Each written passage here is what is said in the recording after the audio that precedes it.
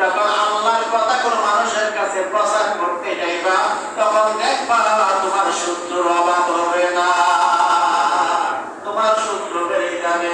আল্লাহ তাআলা ওয়াইল্লাম তাফআল কামা বাল্লাগতা রিসালাতাহু ওয়াল্লাহু ইয়াসিমুকা মিনান নাস। আল্লাহ তাআলা নবী আমি এই যে আপনার 30 পারা কোরআন আপনার উপর অবতীর্ণ করলাম, তোমার জন্য করার পর আপনাকে মানুষের কাছে প্রচার করতে বলে দিয়েছি।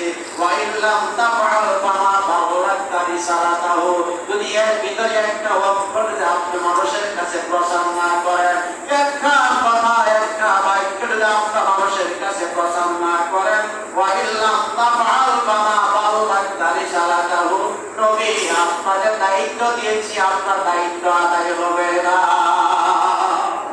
আপনাদের দিয়ে দায়িত্ব দিয়েছি, রেসালতের দায়িত্ব দিয়েছি।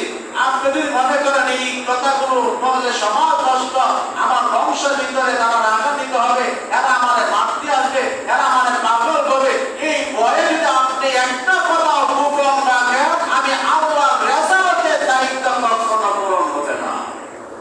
আরে বলছি রাসূল সাল্লাল্লাহু আলাইহি ওয়াসাল্লাম আল্লাহ বলছি, ভাই আমরা তো কিছুই না, আমরা কি কিছুই না। যদি একটা কথা মানুষের কাছে প্রচার না করেন বলবেন আপনি কিছুই না, এর দায়িত্ব পূরণ হবে না। আল্লাহু ইয়াসিমুকা মিনান নাস, যখন আপনি মানুষের কাছে প্রচার করবেন মানুষ আপনার শত্রু হয়ে যাবে। কি বলছে? যখন আপনি এই কথাগুলো মানুষের কাছে বলবেন তখন মানুষ আপনার শত্রু হয়ে যাবে।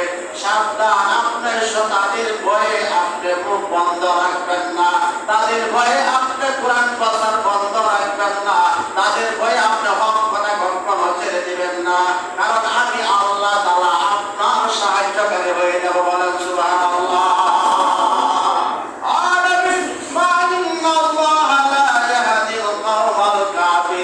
যারা আপনাকে বকাঝকা করবে, যারা নাকি আপনার শত্রুতা হয়ে যাবে, যারা নাকি আপনার সাথে এমন উন্মাদ কথা বলবে, আমি আল্লাহ তাআলা বলে দিয়েছি ইন্নাল্লাহা লা ইয়াহদিল কওমাল কাফিরিন। আর এই সমস্ত কওমদেরকে আমি আল্লাহ কখনো হেদায়েত দেই না, তারা কখনো হেদায়েত প্রাপ্ত হতে পারবে না, কারণ এই কওম হলো কাফিরিন, তারা হলো কাফের। তারা কি কাফের? এই জন্য যখন আপনি বাল্লিগ মা উনজিলা ইলাইকা মির রাব্বিক, যখন কোরআন দিয়া কথা বলবেন এই কথা আপনার উপর তাসির হবে।